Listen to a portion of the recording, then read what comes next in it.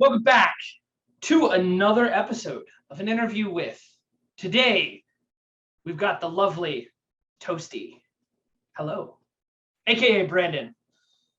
Hey, how's it going? Good to be here. AKA other Agent Smith. Yeah, I'm that guy. How's it going, good sir? I mean, it's been a day. I've gone out and I've done what I've needed to do, and I'm just relaxing. Ate dinner, had a beer, Hey, can't complain with that. Nope, not at all. How's the weather today? I know today was the first sunny day we've had in probably a week. Really? You know what? It's been rainy for us for the past since Tuesday. Yes, the past few days. Tuesday. Oh, yeah. I wish. Maybe then my roofer would show up. No, it's been rainy. It's been rainy the past week.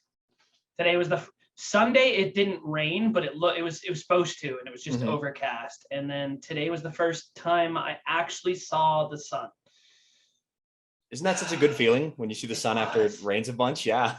It was. The renovators, they got a bunch of the dirt dug out in the back of the house, but then no roofer. Still no roofer. I'm actually getting frustrated with it. I would be calling him again. Well, it's not me. It's not me that's taking care of that. It's the contractor reaches out to the roofer. So it's one general contractor, and then he subcontracts the certain jobs. Okay. It's been a pain. Yeah. It's been a pain. But a learning process. Yeah. Too. Yeah. Yeah. So we're trying to deal with that. It's been tons of fun. Oh yeah. Well, I mean, that's home ownership, right? Yeah, I was about to say buy a house. No, I obviously you should buy a house. I mean, well, you don't have to. I'm not telling anybody to buy a house. I'm just saying that if you have the opportunity, I recommend it. It you get that feeling of it's yours, you know? Yeah. So, yeah. it's on my list of things to do in life. I want to own a house. But hey Toasty. Yes. Where do you live? Alberta, Canada.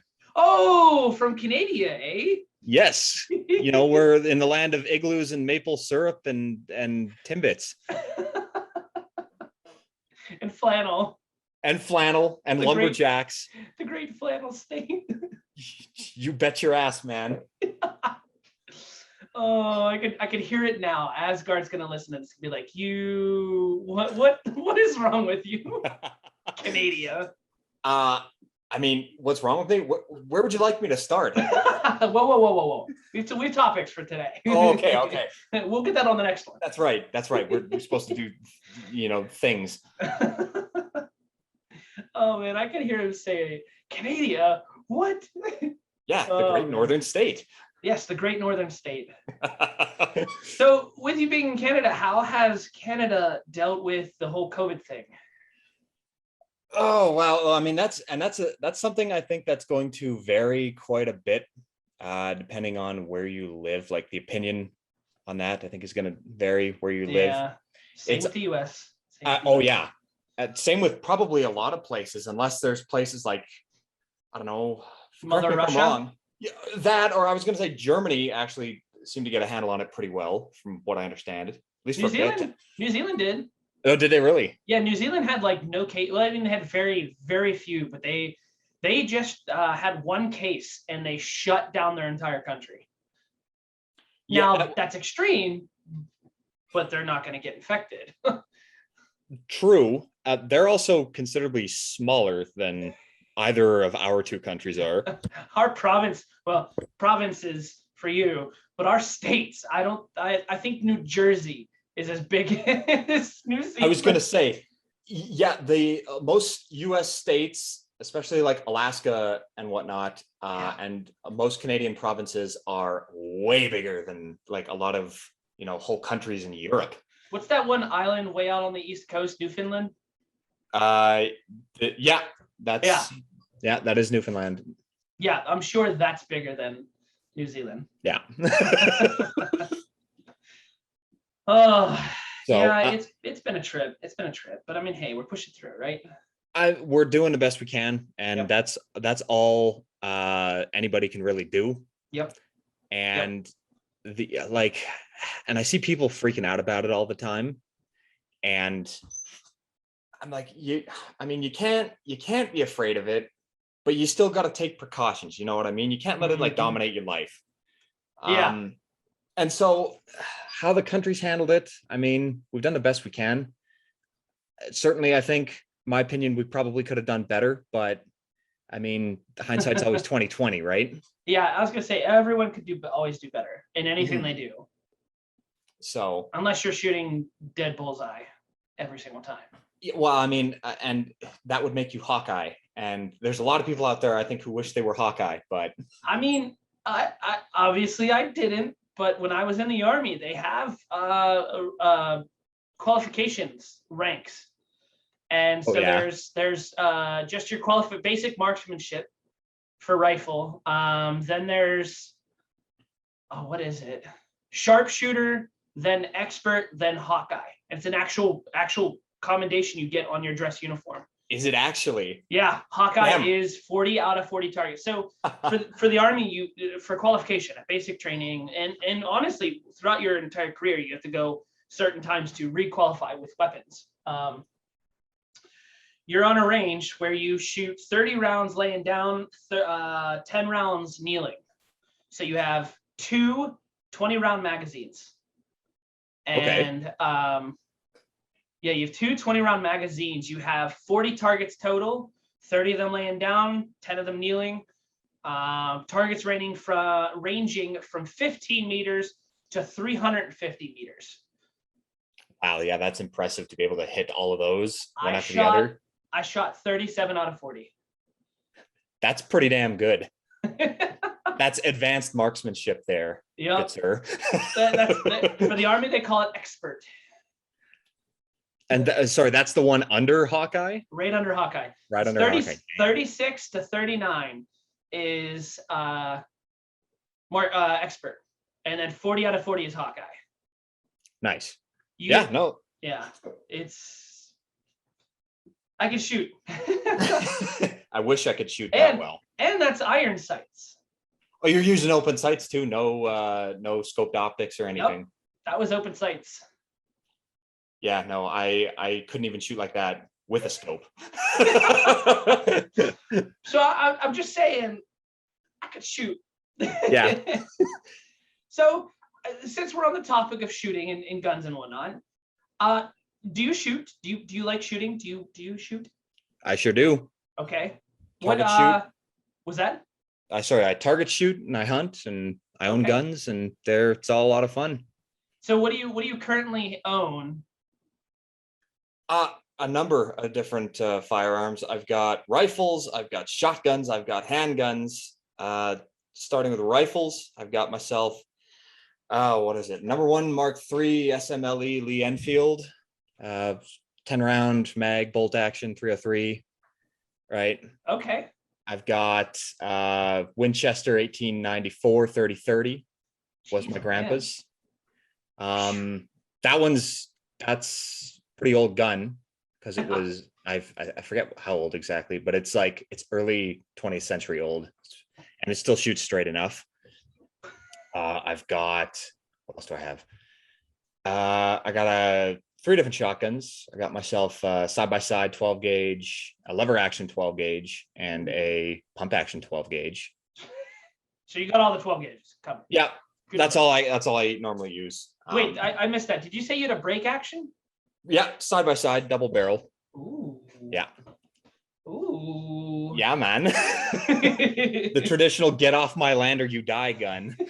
Get off my lawn. Yeah.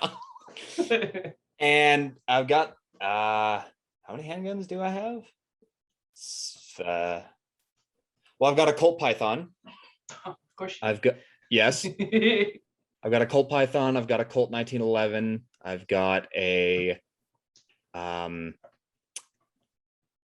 what is it? A Taurus, which is like a. Oh yeah, I know Taurus. Brazilian built. Well, Taurus is a brand, isn't it? Yeah, it's a Brazilian manufacturer, and Yeah. this particular gun is like it's like a Beretta 92, an M9. Ooh. And it's a clone, right? It's built under license in their Yeah. factories in Brazil, and basic 9mm. That one's a lot of fun to shoot. I've got a Colt Single Action Army clone, which is built by I think it's called Pieta, brand, an Italian company that makes reproductions of guns. Because a real Colt is like $3,500 to buy. What's wrong with spending $3,500? I mean, nothing if that's what you want, and believe me, I'd love to have one, but like I already spent a good grip of money on the Python, so yeah, I can imagine. Yeah, and not it's like because they're making the Python again. Really? I think they made the Python. They started mid 1950s and they stopped in the late 90s, and then they just started making that one again last year. And mine I bought in 2015, so it's a 1982 model. And it's my pride and joy. I love it. It's my baby. So and, yeah. Ooh, go ahead. No, I was gonna say, do you? I thought you were. Is that all of them?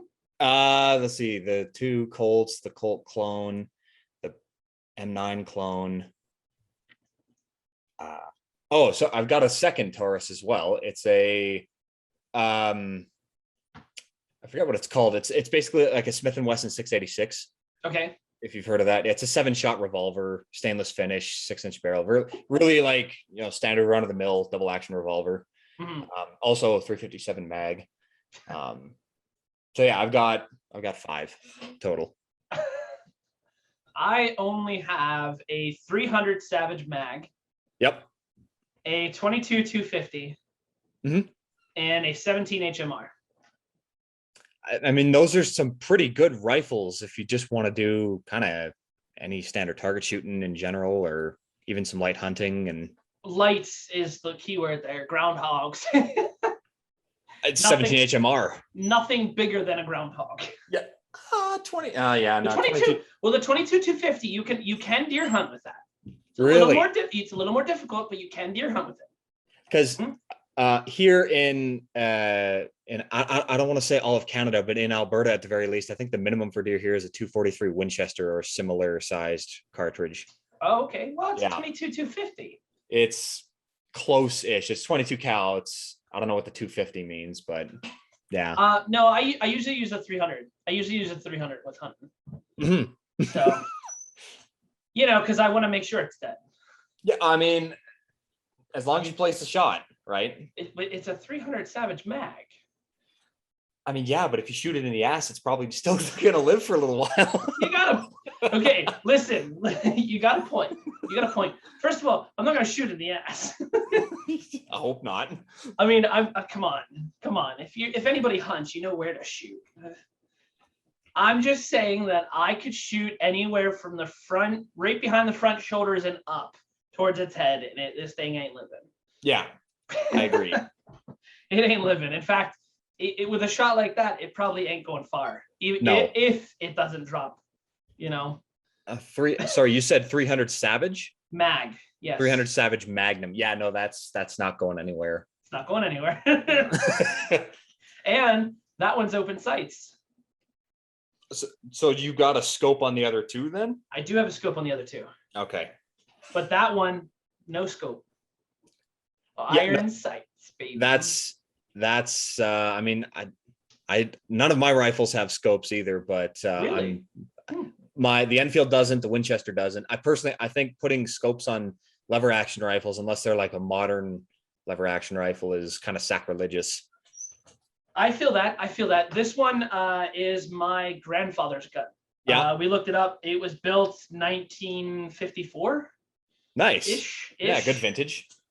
So still works, still shoots, mm-hmm. Shoots true. Been well kept. And that's pretty much all you can ask for from an old gun like that. So that's a good one to keep around. Mm-hmm. One you might want to consider putting on like up above the fireplace one day. Even. What? As long as that sucker's still good, I'll pass it on to my kids. That would also be preferable. So we know what you own. give me your favorite rifle you shot that you might not own, favorite shotgun, and favorite handgun. Those Favorite three that you've shot. Favorite handgun, number one, hands down by a country mile, is the Colt Python. Yeah. Yeah. Nothing beats that as far as I'm concerned. Nothing looks cooler than that. I mean, there's probably, it's not the most practical thing out there because it's a 6-shot revolver, and there's, probably better guns you could actually shoot with if you wanted to defend yourself or, what have you. But the Python is just, it's the best. I love it. Okay. Shotguns, I've got all the ones I really like. Sorry, you said favorite that you've shot. That I've shot. Yes. I really, really like my Winchester 1887. That's the lever action. It's actually not a real Winchester. It's a clone by Chiappa, made in Italy. You sure do like your clones. I mean, a real Winchester is, I've never seen a real 1887 anywhere, and I think they're black powder only. Correct me if I'm mistaken, but yeah. So there's that. And this one is not, it's a smokeless load gun, can use smokeless powder. And so that's, I mean, you take that out of the box, it's a clone, but it's really, really nicely made. It's, color case hardened receiver and nice walnut and everything on it. And it's a sharp looking gun. Looks like nothing else, of course, because it's a lever action shotgun. That's probably my favorite shotgun.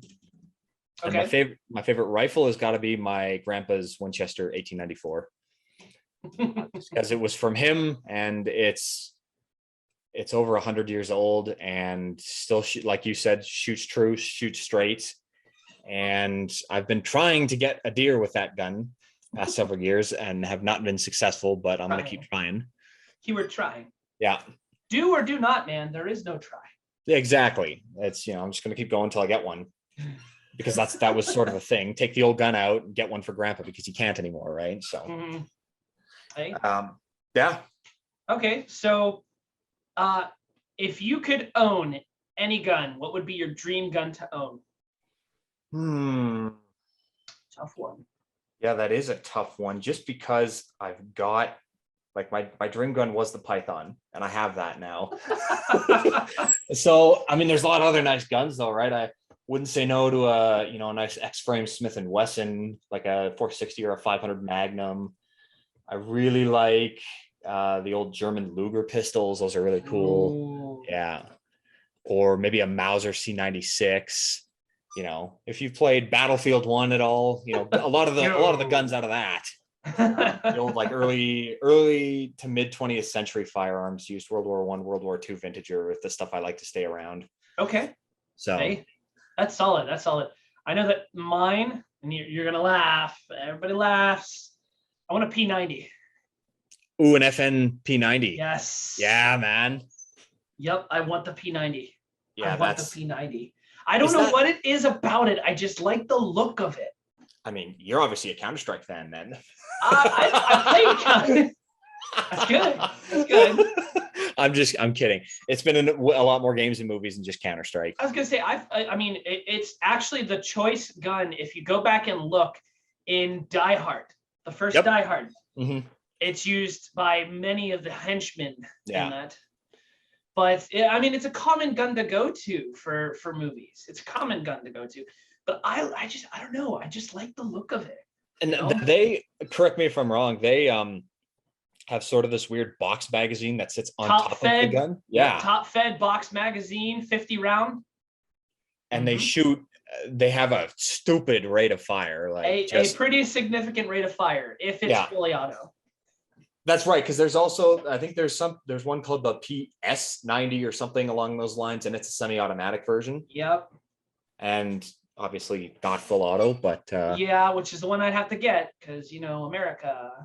And so how does that work with full auto stuff? Is there like a tax on it or something like that, or for what, to get a full auto? Yeah, well, how does that work? Full auto. There's no such thing as full auto in the US. Really? It is illegal to own a fully automatic weapon. I thought you could. Not even in certain states? Not even in certain states. Interesting. I mean, we have the power of the internet at our fingertips. Interesting. I did not know that. Have full auto in the US.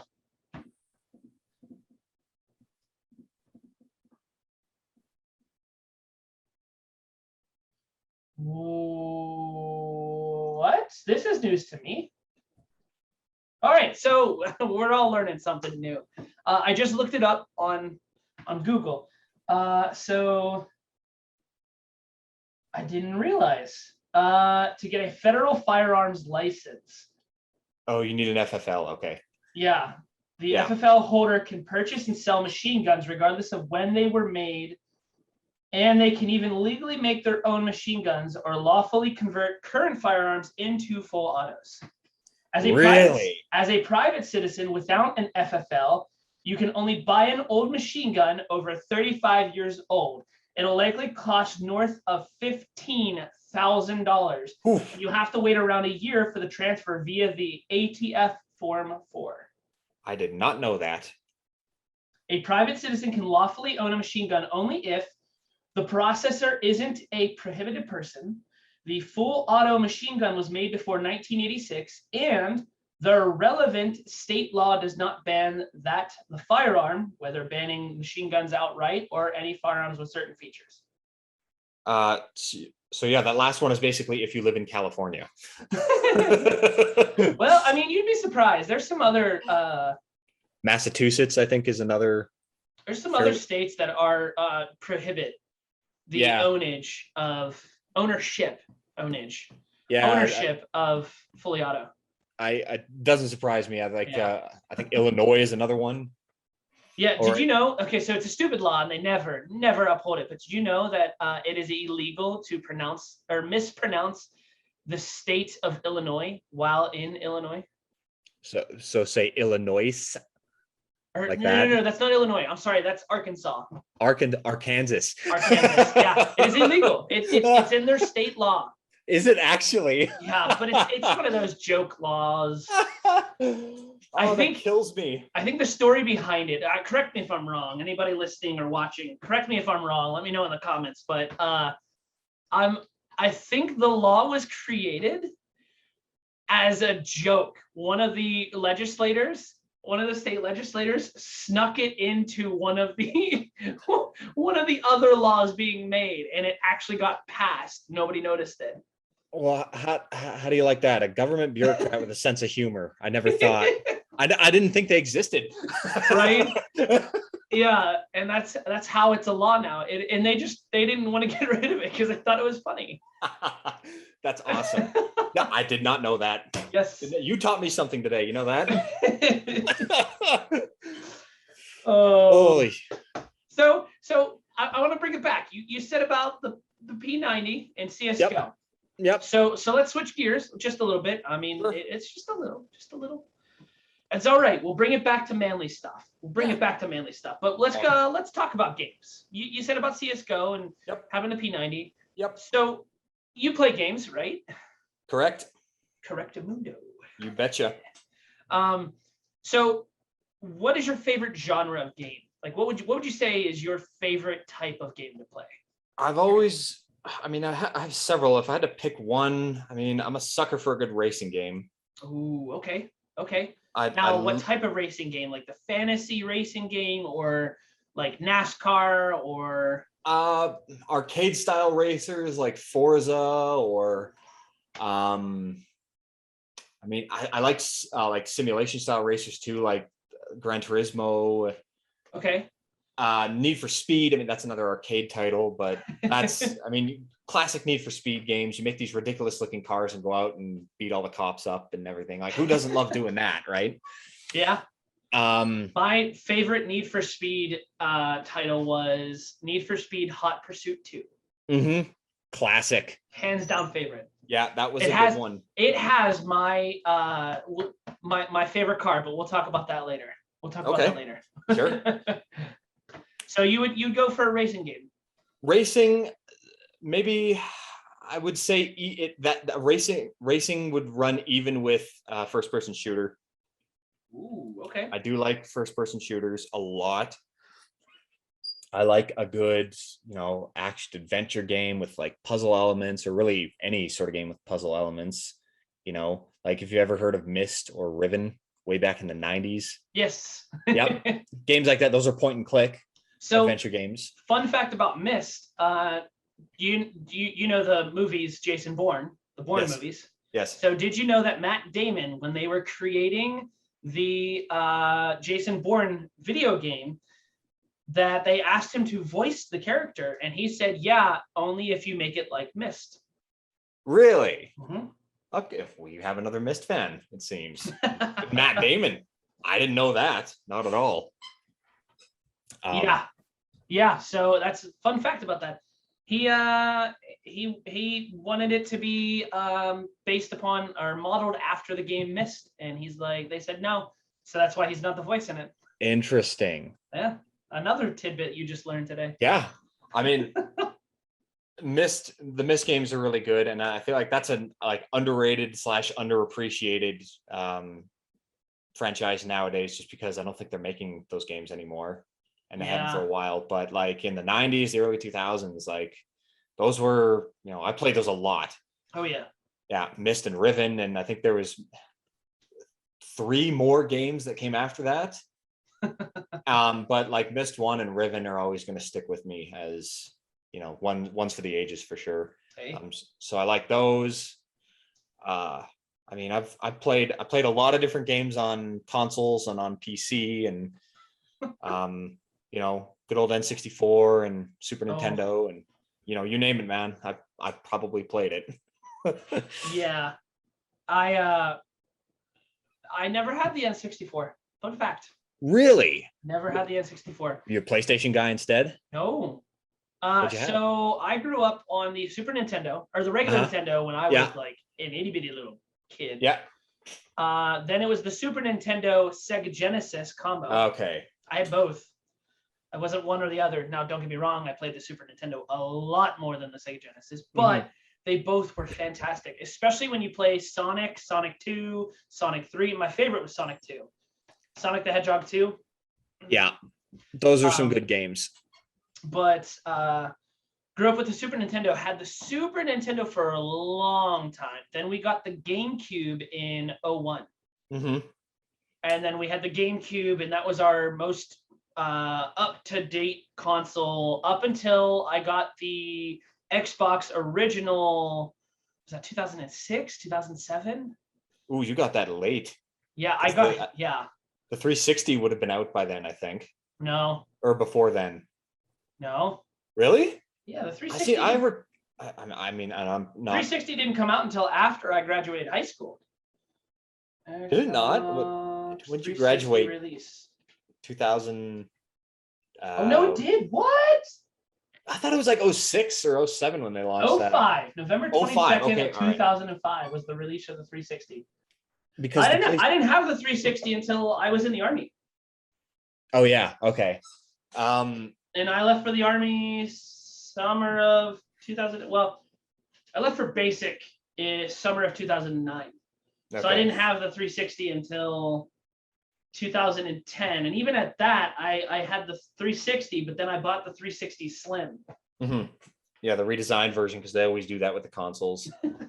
You go out and pay $700 for this thing, and now 5 years later, you got to pay $900 for this new updated version.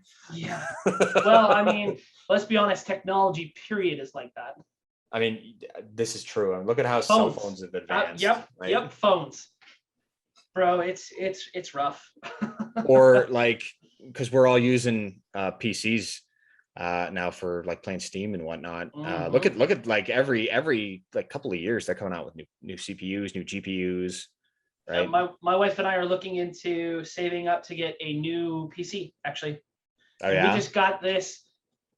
We've had this one for a year and a half now. And it's not that we need a new one. It's more of we need a beefier one. Mm-hmm.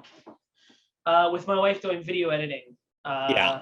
We definitely need a beefier one. Yeah, no, the video editing definitely requires quite a bit of resources in order to accomplish correctly. So we're this next one that we get, we're making it a lot beefier, like a lot beefier. It's gonna be I mean, we're never gonna have to worry about storage. We're never gonna have to worry about upgrading for years. But it's gonna be tough, especially right now with the shortage of parts. Just everything in general, getting anything shipped nowadays, man, it's rough. It is. I know it is for us. Like me trying to get car parts and stuff, forget about it. So back to gaming. Yeah, I had the Xbox original. So I mean, I guess it would have been 2005-ish area. I had so like I grew up playing the Nintendo Entertainment System, Super Nintendo Entertainment System, my cousin's place, and I begged my parents after, Mom, Dad, can we please get a Nintendo, right? And this is mid-late 90s, around 96, 97 or so. The N64 would have been new, I think, in those years. And so what I got was an N64, and first I was baffled. I was like, what is this? This isn't like anything I've ever seen before. But man, going from like side-scrolling games, 2D games, 16-bit or 8-bit to all of a sudden 64-bit. Oh yeah, my mind was totally blown. Right? Like I got it with Super Mario 64 launch title, right? And there's another classic, right? One for the ages. And never have I looked back at, like, do I miss 16-bit gaming? I mean, I was really young. I didn't play that many, but no, I don't. And not knocking it or dogging it on, at all, because I know a lot of people, there are a lot of diehard, classic Nintendo fans and whatnot, classic Sega fans. But yeah, 3D is where it's at, man.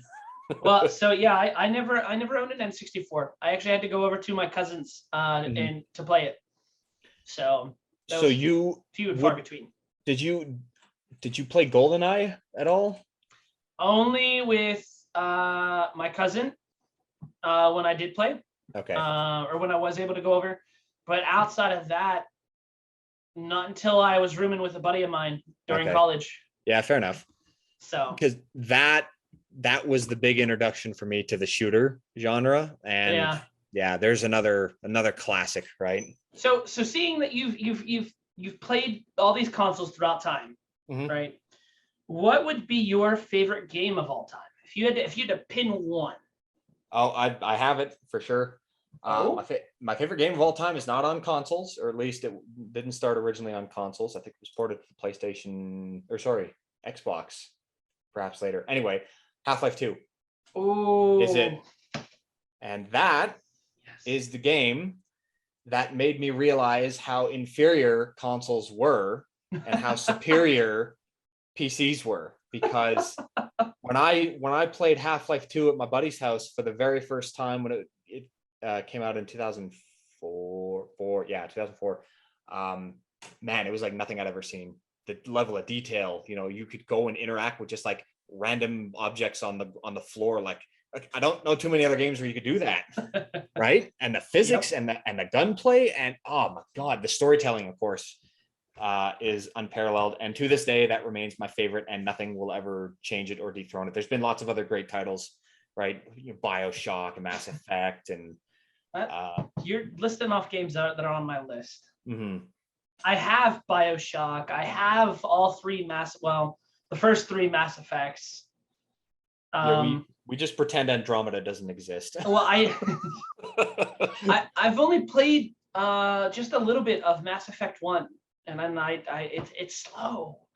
To me, it's slow. Yeah, the just like to switch gears for a second here. Mass Effect 1 does start off a little slow, but once you get into the story, it gets good, I promise you. Okay, I'll push through. I'll pick it back up and I'll push through, but man, is it slow. It really starts to pick up in Mass Effect 2. That was a defining moment for the series. Yeah. So, excuse me. No, you're you say about Half-Life 2, I actually I picked up Half-Life 2 on the Xbox 360. That's when it was console. The orange box. Yeah. Oh yeah, that because they did put the orange box on console too.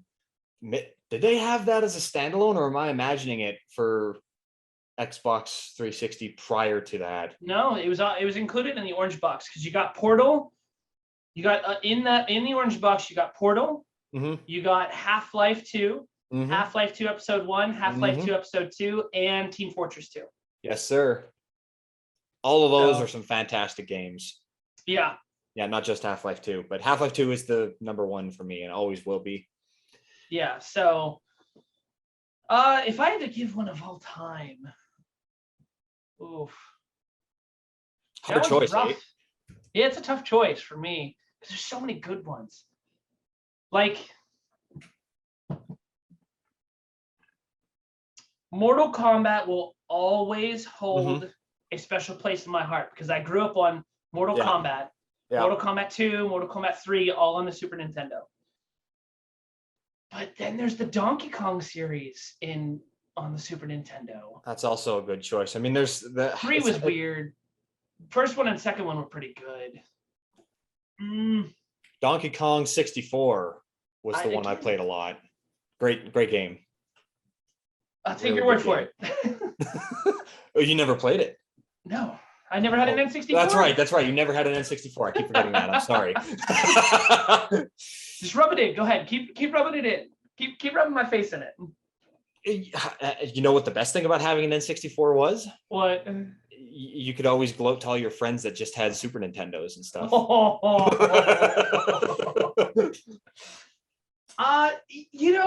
if I had to mark one for myself, see, I don't know. There's so many good ones. Forever in my heart will there be a place for Call of Duty Modern Warfare 2. Mm-hmm. Because so when it comes to the Call of Duty games and stuff like that, I don't play it for the multiplayer. I don't buy it for the multiplayer. I buy it for the campaign. The multiplayer is just an added bonus, you know. And you would be in a minority of people, I think, who do that. I mean, I'm not knocking, Call of Duty. It's a heavyweight in the shooter genre for sure. It is. I think when one of the Modern Warfare games, I think, launched, I remember around 2011, 2012, it broke records, and I forget which one it was because there's been so many of them, right? But they've definitely earned their place. Forever will be Modern Warfare 2. The campaign on that. Yeah. First one was good. First one was real good. Second one was so much better. Third and fourth.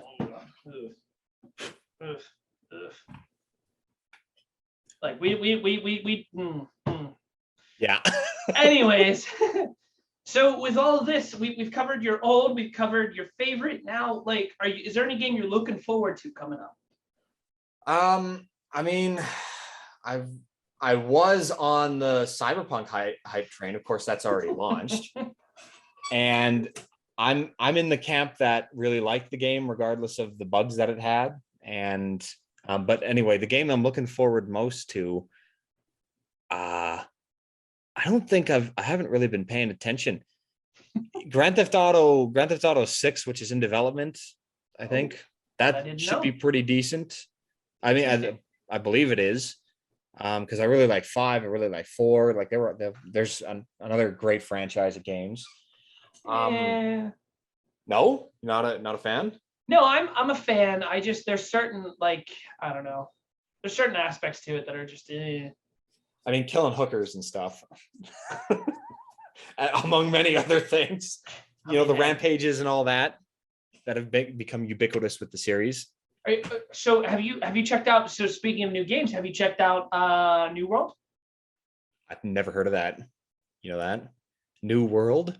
Here, I'm gonna look that up now. Yeah, dude. New World.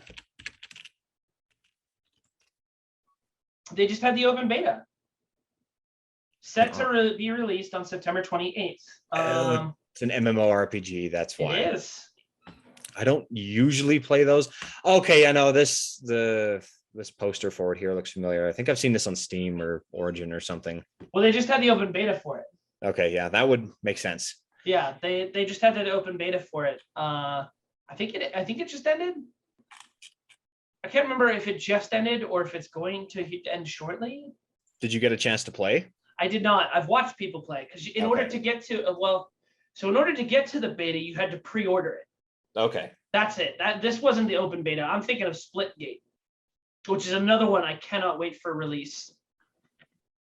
That's another one I haven't heard of. Splitgate is that Halo meets Portal. Splitgate. Oh, I gotta dude, look check this it up. out. Yeah, so Splitgate, you can shoot portals that you can go through and shoot through. Only you can only shoot through your own right now. I hope they switch it for actual launch, but it's literally Halo. Like they have a sniper rifle, a battle rifle, an assault rifle, plasma rifle.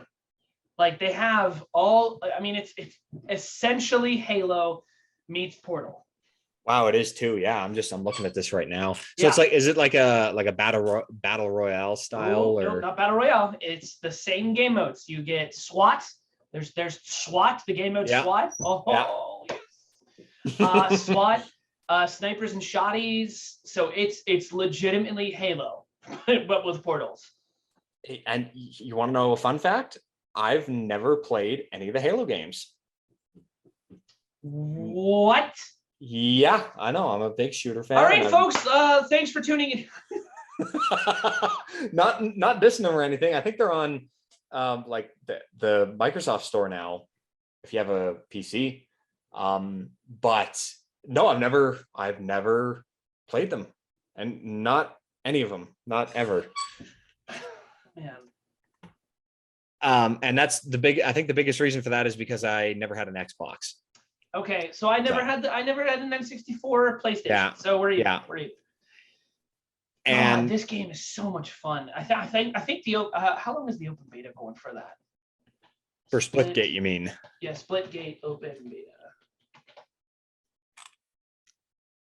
It had, Splitgate to remain in open beta indefinitely after 10 million downloads in under 30 days. Wow, that is impressive. I told you, it's a good game. That is impressive. Well, you know what? You're gonna make me want to check this out now. Yeah, it's a good game.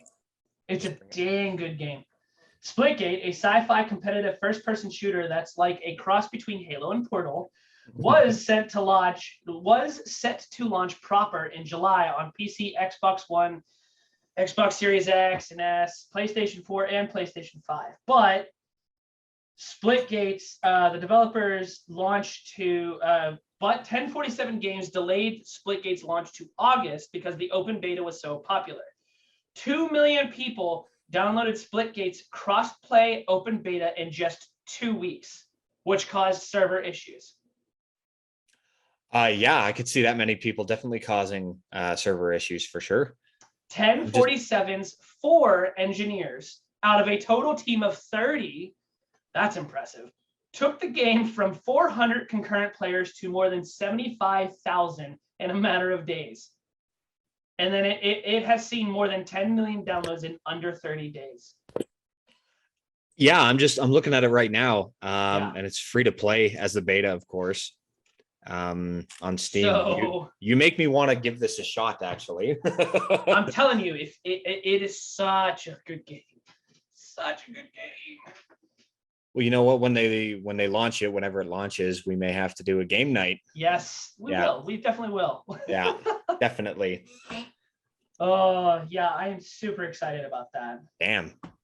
I got to be paying attention to some more new games because I really haven't been, like I said, I was on the Cyberpunk hype train, and then just sort of, I've been playing lots of old stuff, replaying, Skyrim Morrowind. And I mean, Morrowind's a great game, but I was in the middle of playing Skyrim, and then I got into D&D with Asgard, and now I found out about the Half-Life 2 remastered collection, and yeah, it's just where's Half-Life 3? We don't speak of that. I know. I think Valve's got something in the works after the success of Half-Life Alyx, from what I understand. Do you know how long they've been teasing that they're going to have a Half-Life 3? I mean, they haven't. I don't think they've teased or talked about Half-Life 3 in any capacity since it's been a thing since like late 2000s. And my understanding on that, from what, if you've ever heard of Tyler McVicker with Valve News Network, he reports on like Valve games and negative. Okay, well, if you're interested at all, check him out, because I think he does, like, he covers lots of other stuff now, but not just Valve stuff. But what I understand, the thing that happened with Half-Life 2 Episode 3, which was supposed to come out, well over a decade ago now, like well over a decade ago, is they like the hype for it built and built and built, and they got so, like, and by they I mean Valve, they got so afraid that it wasn't going to perform to everybody's expectations, because I don't think they wanted to have a repeat of Duke Nukem Forever. And let's be honest, I don't think any developer out there wants to have a repeat of Duke Nukem Forever, because that was terrible. So they worked on it on and off, and then it was shelved, and then eventually it was canceled, as because they did Left 4 Dead, then Left 4 Dead 2, and the constant Team Fortress 2 updates, and then Portal 2 launched, and then Counter-Strike Go, and then insert new game here. Yeah, right. And they did all the stuff. Plus there was all the hype around the Steam boxes, if you remember those, which I don't know what happened to those. I guess they faded into obscurity. Yeah. And there was the whole the VR craze started. I think Half-Life Alyx started development around 2015 or something like that. And of course I played that one, have that one. That was great. The only VR game I own. Bought a headset for it and everything just for that, because it's Half-Life. And yeah, that was. But back to the topic of new games, I just haven't been paying attention. I think Splitgate is really the only new game that has my attention now, of course. Yeah. Because everything, I just haven't been paying attention. I've been hearing things of a new Fallout or Fallout 76 updates and stuff, and that's it. There's another one that's intrigued me, because there's another great franchise. True. Yeah, but other than that, really nothing. Hey, I mean, it's always nice to keep a thread, Yeah. And I should probably be doing that, I suppose, because I seen a trailer for one the other day, or today actually, I think it was. It's called Stray, and you play as a cat. Oh. You run around and you do stuff as a cat. I mean, cat. Exactly. There's one for TTX, because I know how much she loves cats. So you're not wrong. Yeah. You're not wrong. If I tell her there's a cat game, I think her head's gonna explode. Oh my god. Yeah. Hello, Talon, are you still there? I'm sorry. TTX, I'm sorry about that. Anyways. Oh, that's great. Oh, isn't it? It is great. I told you we'd be coming back to the manly stuff. Yes. I told you we'd be coming back to the manly stuff. So we've covered guns. We went manly men to gaming, which is still, it's not manly. It's gaming. it's video gaming. But we're bringing it back into the manly stuff.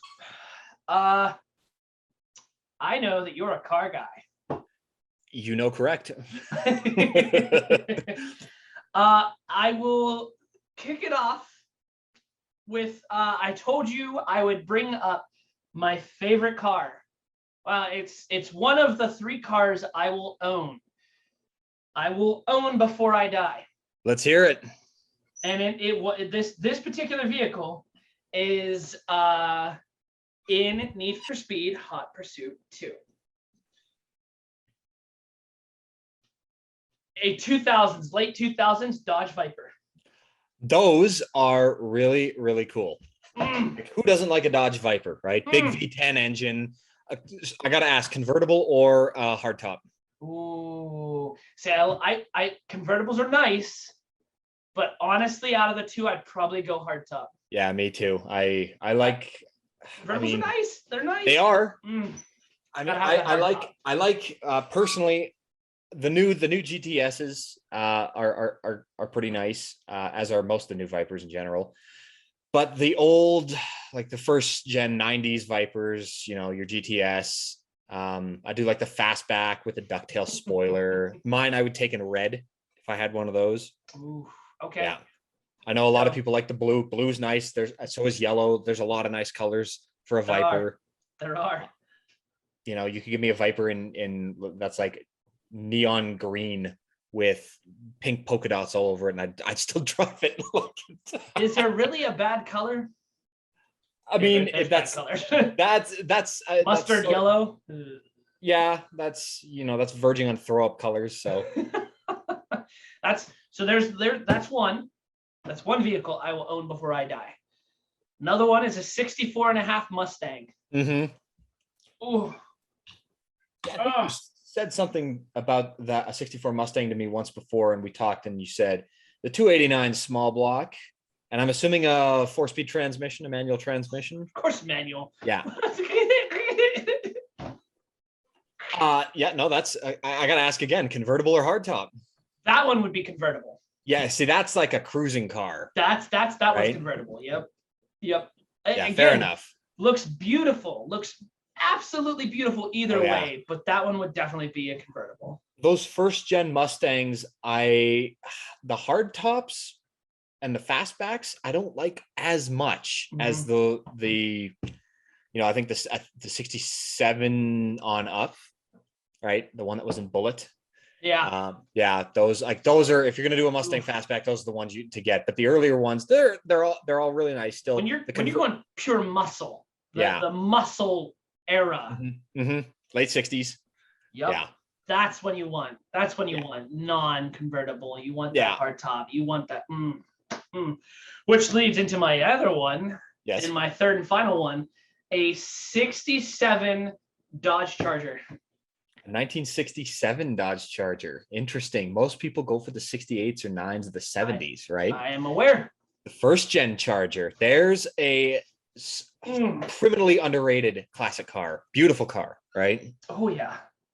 And you could get them with the Hemi or the 440.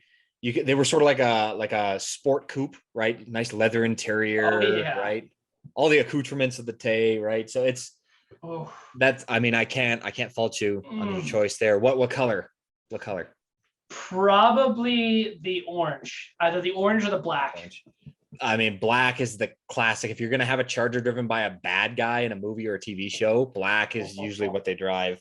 It looks pretty menacing. See, to be honest, when I say 67 would be my preferred, but I'll take a 67 to a 69, anywhere in that. Like, I'm looking at the 69 Dodge Charger. I mean, who doesn't like that? Dominic Toretto and Bo and Lou Duke, and even Ghost Rider now. He drives a Dodge, or the Robbie Reyes version drives a Dodge Charger. Bo and Luke Duke. Yeah. Generally that's my first real that's my first time getting acquainted with the Dodge Chargers Dukes of Hazzard, right? Oh. Seeing that thing jump over everything and ripping down dirt trails, and who doesn't love that, right? Mm-hmm. So I've said mine. What are your favorite? What's your favorite what's your favorite type of vehicle? What's your favorite vehicle, hands down? Not your dream vehicle. That's the next question. Like, what's your favorite vehicle? And then if you could own any vehicle, what would be your dream vehicle? My dream vehicle, or sorry, no, you asked my preferred types of vehicles. Favorite and then dream vehicle. I go for American, usually classic, That muscle. I love them with the big V8s, as they should be. I like them mostly original. I like resto mod cars, right? And that's like, you restore it, and you modify it tastefully here and there, but you keep the originality. I hate guys, and I shouldn't say I hate people that do that, because to each their own. But my preference is that when you restore your car, you keep the originality of it. I'm not into ripping all, you rip out the interior and you put a new interior in it, and you put a new motor in it, and you put airbag suspension on it and all that. Like, that's just goofy to me. If you want all that, that's fine. Buy a new car. Buy a car that has that already. Don't take especially if you got like a rare classic car of some sort, and they got it and they rebuild it with all that. Yep. And I can't get into that. Then, to each their own. It's just not my thing. The classic cars should stay as classic cars. Yes, yes, yes, it should. And I like cars. I like trucks. My preference is mainly to muscle cars, but I like the big land barges and everything too. And I wouldn't say no to a nice Corvette or anything like that. But not a Lambo. Lambos look good, but they're like. I mean, I take an old Countach or something like that. Vintage, I'm into vintage. I couldn't tell. Yeah. Or an old Aston Martin or something like that. Oh, okay, James Bond. I didn't say a DB5. I just said an old Aston Martin. Like I would, if I was going to go for an Aston, I'd probably go for a like old V8 Vantage, 70s or 80s. Yeah, but you come on. Everybody hears Aston Martin and they're like, oh, James Bond. I mean, James Bond did a really good job putting Aston firmly on the map as, your gentleman's high-end luxury touring coupes, right? Yes. Of course, they were fairly well known before that, but Oh yeah, they definitely were, but it was having your car, having an Aston Martin where the headlights flip down into machine guns. I mean, that'll sell some extra cars, I think. But anyway, so I like them American. I like them V8 powered. I like them classic for the most part. There's a lot of nice new cars too, but usually I like them pre 1990s. And then my dream car. Yes. I really like the mid 1960s Chevy full size. So your Impalas, Caprice. Really? Yes. My favorite cars of all time ever are those. So we'll say 67. Say 67. And if you happen to find Supernatural come up, that's, I mean, there's a great TV show. Yeah, that's a great show. Great car. That one happens to be a sedan. Beautiful car, right? I think they got a big block in theirs, if I remember correctly. Do you know how many of those they actually demolished? Impalas? Well, in the making of Supernatural. I think they wrecked at least 2 of them. Because there's at the end of the first season, they ram a semi into one, and then at the end of the 6th season, they flip one on its roof. And I don't know if those are the one with the semi is the worst one.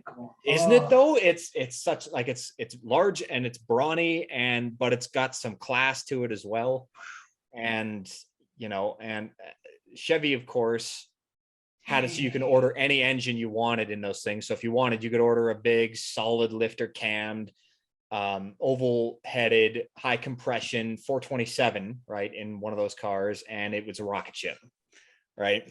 Dang, man, see, that is exactly why I like the 67 to 69 Charger. Can I tell you a little secret though? If I was going to go within that range of cars, because that generation of Impalas, Chevy full size is 65 to 69. Mine would be the 66. Really? Yes, the 66. Okay. They're all really nice. The 66s are my favorites, and the reason for that is because my dad and I are restoring a 66 Chevy Caprice. Well, that's actually a perfect segue. I was actually going to ask you, what do you currently own, and what are you currently working on? My daily driver is an 01 Chevy Suburban, right? Nothing too terribly exciting there. I love it. We had a fairly nasty winter here, so the 4-wheel drive helps worlds with that, and of course all the room in there. Like I'm helping a friend of mine work on a old GMC 3/4 ton, and so we went car parts shopping, of course, and tool shopping, and so there's room for like the 3 of us and all the stuff he needs to work on this thing, and it's like the thing's great. I love it. Hey. But the classic Chevy Caprice, which I know I will inherit one day from Dad, is got to be it. Nothing beats that. Hey. And this is it's a coupe. It's the coupe model, the hardtop, and it's resto modded. So it's mostly, if you look at the car, it's mostly original, and it's got 500 horsepower under the hood. A done up small block Chevy. Do you think that's enough horsepower? I mean, if it were mine, I'd probably put a big block in it or something. Always no. There's not enough horsepower. It's always the answer. Yeah. I mean, it's enough for now. It's enough to play around and have some fun with most of the other hot cars running around out there, I think. But hey. So that's what you. That's what you. What is it? So what did you say you were working on? the Chevy Caprice. The Caprice. So like an Impala. In the hierarchy of the Chevy full-size line, you go your Biscayne, Bel Air, Impala, Caprice. Caprice is the top of the line, right? A little bit more oriented towards the luxury crowd, right? You said what year is that? 66. 66. And it's a two-door hardtop model. Ooh. A sharp-looking car. That's like Cutlass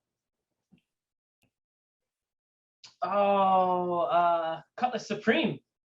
Sort of, except this is bigger. A Cutlass was a mid-sized car like a Chevelle. There's another nice car, right? Who doesn't love an old Cutlass? This looks a lot like my 64.5 Mustang. The Caprice? Yeah, the style, not the size, the style. I mean, yeah, the styling, it's like I said, a little bit more. Most of the cars back then looked very similar. Right? Yeah.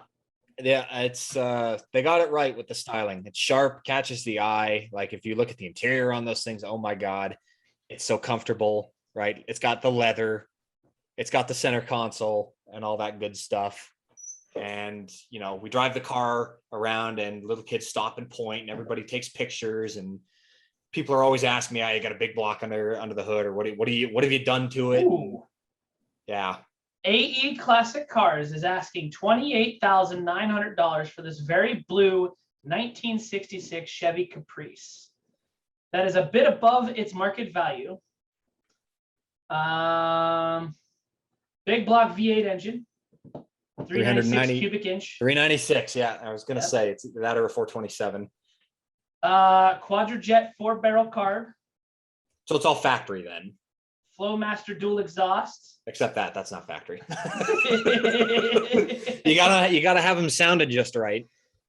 Dang. Okay. So it's a big cruiser car, but you know you got the power under the hood there, so you can play around with smaller, faster cars if you want to, and that's what I like about those things.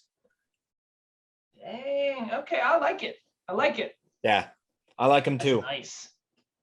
And so my favorites, the 66s are my favorites. The 67s, of course, are really nice. The 68s are really nice. The 65s and 69s I like a lot too, but they are for me slightly less preferable than the other 3 years. Okay. Yeah, my two would be 67 or 69. One of the two. Yeah. Oh, that's perfectly okay. And that's just in the Chevy camp. I'm a Chevy guy first and everything else guy second. But I'll tell you what, if I was going to go for a Ford or a Chrysler, I'd go for a 69 Dodge Coronet. Whoa. Time out. Chrysler hasn't owned Dodge way back then. Yeah, they did. Chrysler's their parent company. For Dodge, as long Plymouth. as they've been alive. I mean, if you go way back, maybe not, but like in the 60s, definitely. How long has Chrysler owned Dodge? I think, anyway. I could be wrong, I guess, but I don't think so. Acquired as a division of Chrysler Corporation in 1928. Yeah, I thought it was somewhere in there. Wow. 28, I thought it was earlier. So yeah, your Coronet, I guess specifically maybe a Super B or something like that. Okay. I mean, who doesn't want a 426 Hemi, right? But a more realistic thing would probably be a big 440. That's, got some goodies on it. Oof. So would you have the single intake on the hood or the double intake? The double. No, if it's Super B, no, I go with the big single. Big single in the middle? The big scoop, yeah. Okay. I think I know that there's the big single in the middle or there's the two on the sides.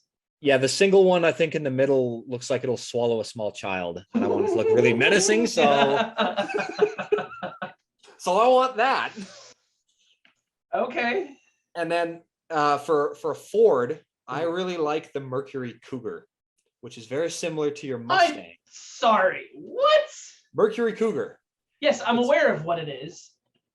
it's on the Mustang platform, but it's just, a little bit more luxury oriented. But of course, your XR7 Eliminators and all that came with big blocks, and they were pretty fast cars. See, I'm a car guy. Mm-hmm. I know enough about cars to understand, right? But as far as what I want the car for the look, man. I am all about the looks. And that's for a classic car. I mean, that's very important. It is. That's the reason they're so cool, is because of how they look. So I'm looking here. I just pulled up the Cougar. The 1969 Mercury Cougar Eliminator with the spoiler in the back. Yeah. Sharp looking blue. Car. Oh, man. Sharp looking car. And it's got the hideaway headlights and everything, and it's just with the 428 big block under the hood, or whatever they were available with. I think the 428s, maybe the 429s. And they're great. I love them. But I'm a Chevy guy first, so the Caprice or the Impala. Okay. Yeah. I'm a Dodge. You like Dodge? Yeah. I like Dodge. Dodge, Plymouth, Chrysler, and I guess Jeep. Not back in those days, but now, of course. They made some really cool cars. So it's funny because my wife wants the Jeep. She wants the which one does she want?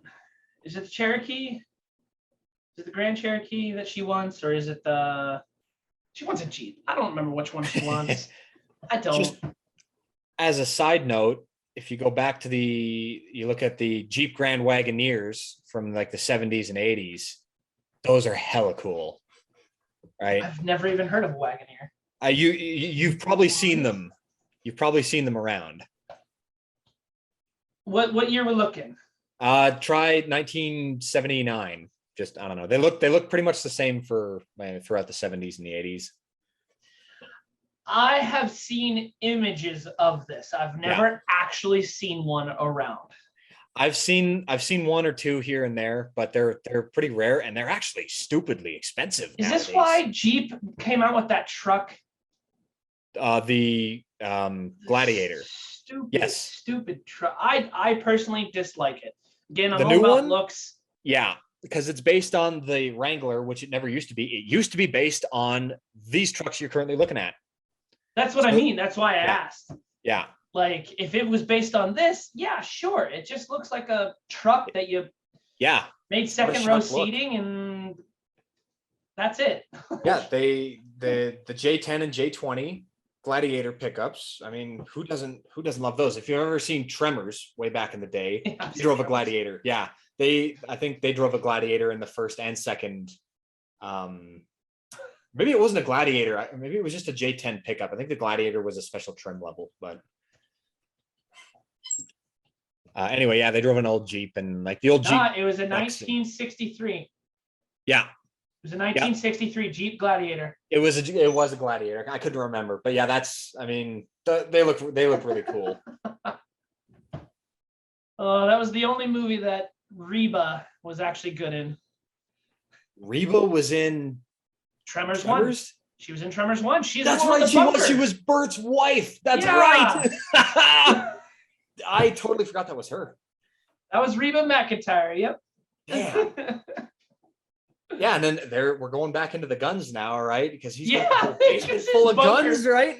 Oh, see, I hate movies. I hate movies that have that, where they did it in Tremors, and it's the one where you have this huge depot. You have all these guns, all this ammo, and somehow, miraculously, a fire starts, wasting all the ammo. Yeah, I've been blowing everything up, and I hate when they do that in movies. Like, come up with a better way that you ran out of ammo.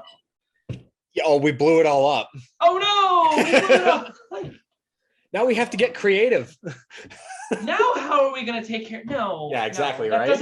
That doesn't happen in real life. In most cases, it doesn't. No, I agree with you there. No, it's a plot device. Anyways. Well, good sir. Fortunately, we have to wrap that up. Okay. That's going to be it for this, but I do appreciate that you hopped on. I do. This was fun. It was very fun. It was good to be here. Good to chat with you. Talking about all the good stuff. Oh yeah. All the manly not Yep. so manly. Yeah. I'll be looking for this one on YouTube when you upload it. Yes, definitely. Well, actually, that's a perfect segue. So this video, if you're watching it, obviously it's on YouTube, but if not, it's going to be on anchor.fm. Check the links in the description down below. Anchor, if you're listening to this on Anchor, there's a YouTube of this where you get to see well, over there, you get to see, well, either way, my wife is going to edit it. I don't know what side she's going to put it on. Above me, below, beside, I'm not quite sure. But for me, the icon's right over there. You'll see a toast, a piece of toast for Toasty. Hello. And me get very animated. My Italian comes out. My Italian. But yeah, so if you're listening to this on Anchor, go ahead and click in the link in the description. It'll take you to the YouTube video. But good sir, I appreciate you hopping on. It was good to be here. Good chatting with you. I had fun. Heck yeah. We'll have to maybe convince Asgard to do this. Yeah. I think we could get him to do it. We'll see. You know, We'll see. We'll see. Pretty lighthearted. You know, we're not talking about anything super duper serious his here. schedule's super busy though. I mean, yeah, that's true because he's streaming and everything, and I'm not. So yeah. So yeah, I get it. Sir. I am gonna have to end it there. All right. Like I said, thank you for hopping on, and we'll catch you on the next one. Sounds good, man. You have yourself a good night. You as well. So I hope you liked the video. Hit that like button, hit that subscribe button, share it with a friend, share it with your family. That lets me know that you enjoyed the content that I put out there. That lets me know what you want to see. I hope you enjoyed it, and I'll catch you on the next one.